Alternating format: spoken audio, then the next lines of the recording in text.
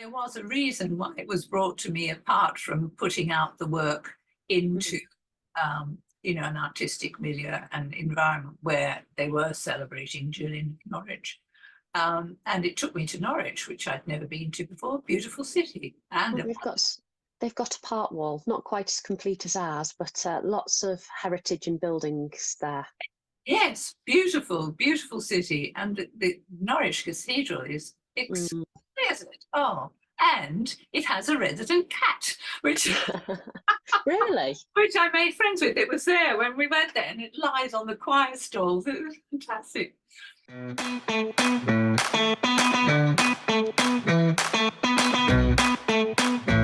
Hello and welcome to the Chester Artbeat interview series. Today I have the honour and privilege of bringing Lynette Howells Moore back. She was with us in 2022, and since the turn of the millennium, Chester has been Lynette's home, so she is somebody who is very much local to Chester Artbeat. She moved here from London, having lived, taught and exhibited there regularly for 20 years. Born and educated in Melbourne, Australia, her training in fine art painting is wide-ranging and later included postgraduate study, teaching and residential development in London, in Italy, Norway, India and California. So very widespread training. Her paintings encompass a wide range and variety of mediums. The ancient technique of egg tempera painting and gilding, and oil painting as practiced by the Renaissance masters, through to the more modern mediums of watercolour, pastel and pencil. And all these provide vehicles through which her absorption in the deeper process is expressed. Two of her paintings are part of the Grosvenor Museum collection, and she has works in public and private collections internationally worldwide. For many years, she has taught the technique of egg tempera painting and gilding, and currently runs drawing workshops at the Gladstone Library in Harden, North Wales, which we'll hear more about shortly, as well as other venues by invitation in London and throughout the UK. So Lynette's paintings bear physical witness to her experiences in both the inner and outer realms, the nourishing quality of beauty, nature and her cycles, the wonder of the human figure and being, and the joy of and suffering of life. So it is without further ado that I am now going to welcome Lynette. Hello, Lynette. Hello. Great to have you here. Yeah, it's lovely to see you. So it's been a little over 2 years since we last spoke, and it sounds like you have had an awful lot going on and been busy both in personal and artistic life. But what we would love to hear more about is some of your artistic process and the sort of works that you are currently making in this season of your art career. So I would love to know, what is it that is absorbing you and taking you in your artistic process since we last met in 2022? Right. Quite a question. Well, I think it's probably appropriate for me to focus on a triptych which I painted in the autumn in response to... I have it. Let me bring it up so our viewers can see at the same time as you talk about it. That would seem wise, wouldn't it? So, let me just change it so I don't give a pre-warning. I was about to show them a different piece that you'd done. So this triptych, there you go. That's it. This is the first painting of the triptych. There were 3 paintings, and they are made in response to an invitation I had to take part in an exhibition in Norwich in the autumn of last year, which was celebrating 650 years since the revelations of Julian of Norwich. I don't know how familiar most of you are with Julian of Norwich. When I was actually invited to do this, I had read her works and been profoundly influenced by, profoundly affected by them. She was a remarkable woman. But I can't say by any stretch of the imagination that I was a scholar of Julian of Norwich. But when people speak about her, it's often mentioned that there were 3 windows. She was an ankerite, which means that she lived in a very small space and never went out. But it had 3 windows, her little ankerite cell. And one of the windows was out into her small garden where her servant, she had a servant, even though she was an ankerite, who used to take care of her, used to bring her food, and that was the first window. Also, you'll see in this one a very important little creature, and it's a cat. And one of the things that an ankerite was allowed to have, one of the very few things that an ankerite or an anchoress was allowed to have, was a cat. And Julian became known for having a particular relationship with her cat.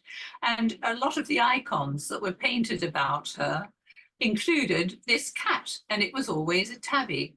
So when I became familiar with this fact that she was considered the patron saint of cats, it gave me an opportunity to pay tribute to a little cat that had come into our garden and become our own. And she's in this painting. She died a year ago, and she was called Shimi, which is Tibetan, the cat. And she was a most remarkable creature. Because she was semi-wild, she was very independent and highly intelligent. And I found that there were so many things that I could learn from this little creature. So I'd been wanting to pay tribute to her for some time. So when I came across Julian and her cat, it was a perfect opportunity within the painting that was committed to the earth and the garden to place Shimi as well. So that's the context for that one. So that specifically then, this is your personal reflection of a cat Sheeny, who visited in your garden because Julian of Norwich had her own cat. So it gave you a real life subject to model and represent from, right? Yes, that's right. And Beautiful. I had a great love for this little cat. She was a very great friend. And you'll notice that in the sky, or the upper sequence of this painting, is silver, which is to do with the feminine, and the cat, of course, is the mystical creature, and she's very much to do with the feminine. In one of the other paintings, you'll see that the sky is gold, and that's to do with the masculine. This is the 3rd painting in the triptych, and it was to do with service, and it was the last one that I worked on. I knew the gold sky had to be there. I knew I needed a half circle of white. I didn't know why. As I went on, I didn't know what I was going to put in that space below, because service, in order for true service to go on, you have to be empty. And there was just this emptiness, and I was thinking, what on earth is going to go in there? But then I intuitively was told that I should use this blue. It's a blue that was very much connected with Julian of Norwich. Okay. And it became the heavens, of course. So how was blue connected to Julian specifically? I'm guessing you found this through her writings and the general understanding of her history. Yes. Well, it was one of her experiences of Christ, and he was wearing a blue garment. And it was this particular cobalt blue deep, which he was wearing. So it was sort of connected. Okay. I mean, Yes. a lot of the paintings that were in the exhibition were much more literal in relation to her experiences, but mine, because I'm not so powerfully connected with the Christian lineage and her, my own lineage, which is a mystical lineage, came into play much more apparently. So, yeah. And you do a lot of, these works feel very similar in representation and style to a lot of your prior works. So I can see how you've taken the threads of your own lineage, as you call it, like your own experience and the way that you articulate those things, and then taken what you know of Julian of Norwich to reflect that within. Yes, absolutely. So this middle painting in the triptych, this intrigues me because this was this meant to be related to one of the windows, or did you do 3 for 3 windows, and the garden obviously was one of the views? But do tell us more. This one was to do with the window which went into the church that her cell was attached to. And she always used to receive the Eucharist and you know, the blessings from the church through that window. So for me, that meant really it's to do with the longing for God. And I was profoundly affected one day when we went to the Great Orme and we walked right along out onto the edge of the Great Orme where you can look out over Puffin Island. Oh, and yes. Beautiful. Stunningly beautiful. And it was sunset. And I mean, you can't see it so much in this one, but as we sat there, it became sunset. And the space, and it just filled me with longing. And so that's what's gone behind. And the geometric images that you see there are all images of integration, which of course one has to have before you can reach God. And another interesting thing that happened, this was painted, I formulated the geometric patterns quite early in the year, and they actually got painted on quite a lot later. And as I was going along, I was told inwardly to paint the triangles in blue. And it was, again, it was this very particular cobalt deep blue. And I thought, okay, I'll do it. So I did it. And then I think about a week later, the Israeli-Arab war broke out. So I don't know, I still don't understand that, whether I was just simply tuning into something on the collective or what, but it was quite shocking when I realized. I thought, whoa, where did that come from? Yes, so the Star of David being integrated triangles as well. Yes. And the blue and white of Israel. Interesting. Well, maybe we will never know, but it's definitely something to ponder. It is definitely. Yeah, absolutely. And I find that a lot with my paintings, that things happen. I sort of put things into the paintings and then they teach me. And it might be years later, I'll understand something through what went on within the painting. Interesting. Yeah. Fabulous. So this triptych series for Julian of Norwich, how did you end up involved in the project? Well, it was very interesting. A colleague and friend wrote to me and she said, look, you might be interested in this exhibition.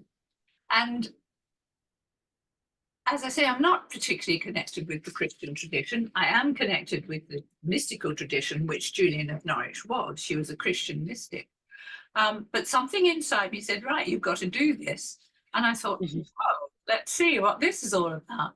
And so it was through this friend, really, who brought it to me. And I just left it for a while, and I wasn't sure whether I was going to do it or not, because I knew it would mean a considerable commitment. The woman who was organizing the exhibition, which is called Love is the Meaning, contacted me and she said, oh, are you going to apply for this exhibition? So I thought, well, there you are, I'll do it. And I did it. And it was a most amazing experience, because I knew, because I wanted to use the traditional techniques, that there were many, many, many, many, many hours of work involved. So in order to do that, I knew I had to pretty much withdraw. So I became a bit of an anchoress myself for about 7 weeks. And that was an amazing experience, and took me through so many things. So there was a reason why it was brought to me, apart from putting out the work into an artistic milieu and environment where they were celebrating Julian of Norwich. And it took me to Norwich, which I'd never been to before. Beautiful city. And they've got a park wall, not quite as complete as ours, but lots of heritage and buildings there. Yes, beautiful, beautiful city. And the Norwich Cathedral is exquisite. Oh, and it has a resident cat, which really, which I made friends with. It was there when we went there, and it lies on the choir stalls. It was fantastic. Anyway, yeah. So really, that was the story, and it took through making a commitment to this particular painting, it really took me into a very powerful inner experience of my own. So you said because of using the traditional techniques, you knew it was going to be a big time commitment, and it was somewhere in the region of 7 weeks to paint these 3 pieces. What sort of size are we talking for the artworks if we were to see them in the flesh? Well, 50, yeah, 50 by 80 centimeters. Okay, so reasonable, but not huge. But not huge. And what is it about the process that means it takes the time? Tell us more.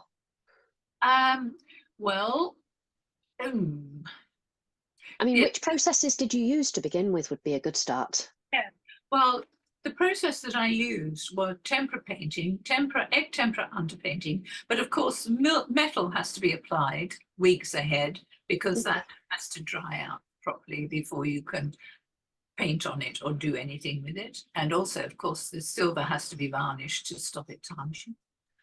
So that was, first of all, what I do is start by painting a ground color onto the canvas in egg. So that was Naples yellow light plus titanium, which gives a very lovely pale yellow base. And then on go the metals, and then the basic structure of the painting goes on in ink, Chinese ink I use because it's subtle. And then you start the work with the tempera, which is very slow and deliberate. You can't, because I use egg medium, the actual egg yolk medium and pigments, you can only lay on a couple of layers each day. You know, you can't sort of roar into it. It's very, very slow and very contemplative. So that was all done. And then, of course, the oil glazes come on. So, but little cat, if you look at her, she's incredibly detailed, and it was almost, she demanded it. You know, she was a very particular little creature, and to paint her, I almost had to paint every hair on her body, you know, all her whiskers. If you look at her, she's very, very detailed. Well, let's look at her. Yes, she's so there's a lot of, yeah, look, yes, you see, she's really got her look. That really is she. She was very very self-contained little thing. So it really is, you know, the focus of deliberate brushstrokes, one by one, getting it right. And yes, the layers really that have to be given a certain amount of time to dry between working on them. So, and of course, when you get onto the oil layers, that takes even longer. So you added oil on top of for creating some of the more deliberate patterned parts of the painting. Yes, yes. So the oils are mainly used in glazes. Most of the underpainting was done in tempera. So it really is a mixed media piece between the metals, the egg tempera, and the glazes in oil, and in this case, varnish over the silver. That's right. So they're all ancient techniques, you know. So it's interesting. It's a mixed media, ancient technique, mixed media, Triptych. Really funny. Yeah, but yes. And then the beautiful view that you have, which has a lot more detail, especially in the rocks at the bottom there. Yeah. And I love the wisps of the cloud and the sense of movement and almost a spiritual sense of incorporation at the top there. That's so interesting that you said that, because while I was painting it, I could feel the angels. It was extraordinary. I thought, there are angels here. There are angels coming into the sky. And that was what was going on. So, and I'm so glad you registered it, because that's really what you said, isn't it? Yes, yeah. Beautiful. And then this the emptying of self for service. Yeah, absolutely. And you'll see, you can't see it so much in this photograph, but the little globe in the square is in fact the Earth. I think we have a slightly more scanned version that, there you go. Oh, you can see the Earth more clearly there, yes. And I found that, in fact, even though I started from Julian of Norwich and her religious perspective, the 3 paintings are really about the Earth and service to the Earth. And because of, it must be because of where we find ourselves in these times, that our Earth needs so much care. And So that was a surprise as well, that was what I ended up with. Yeah, I love the way that when you talk about your work, you talk, let me see, the specific words that hit me was that within your practice, all provide vehicles, so all the different mediums, through which your absorption in a deeper process is expressed. So whereas lots of people approach their artwork and creativity through reflecting what they see on the outside, your artwork and creative process very much involves a more reflective, deeper process. I'd love to hear a little more about that and what it looks like for Lynette to be within the studio, within the artwork, and bringing yourself and what you're experiencing in. Okay. I think the best word I can use is complete absorption. And in that way, it becomes a meditation. So you lose yourself.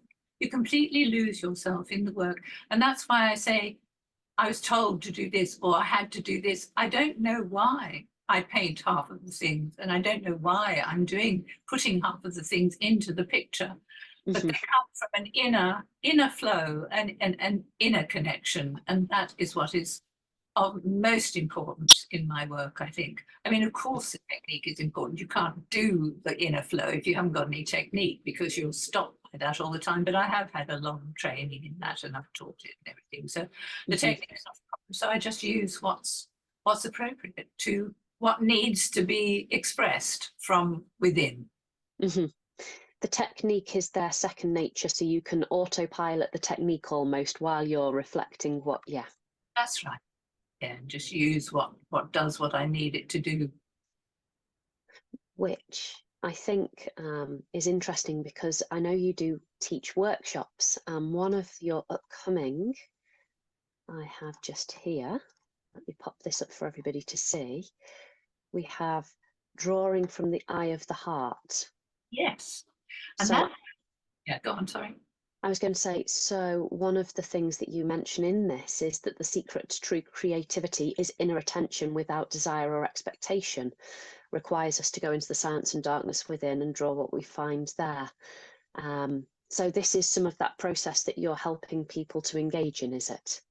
Yes, and it's as I've written in the leaflet, the drawing workshops are couched in a method developed by a man called Cecil Collins. I mean, they have moved into my own way of doing it, but the tools and the basic structure is taken from his way of drawing, teaching drawing.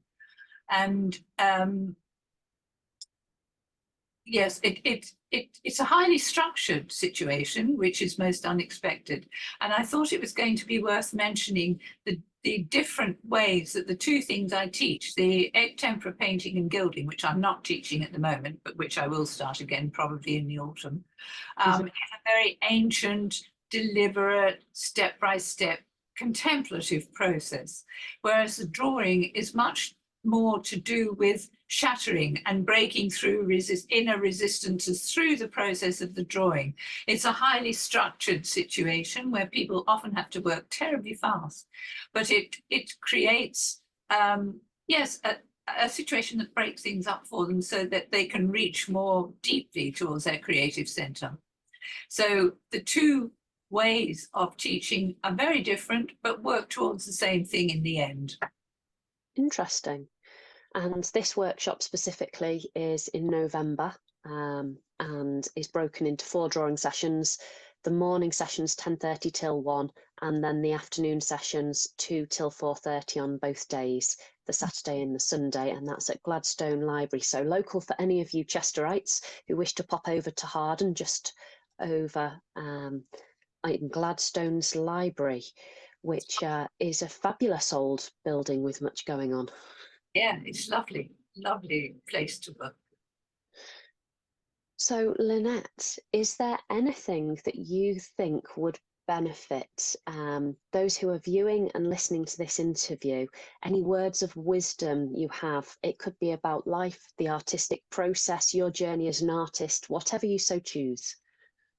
I think, for me, the basic thing, it's interesting, it just came to mind, that we have to remember, and I'm going to use this word, love is at the basis of everything.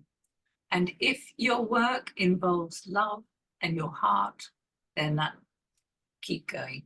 And I think always follow your heart. And I think in these times where there's so much unknown, so much insecurity, love is, if we remember love, it's at the basis of everything.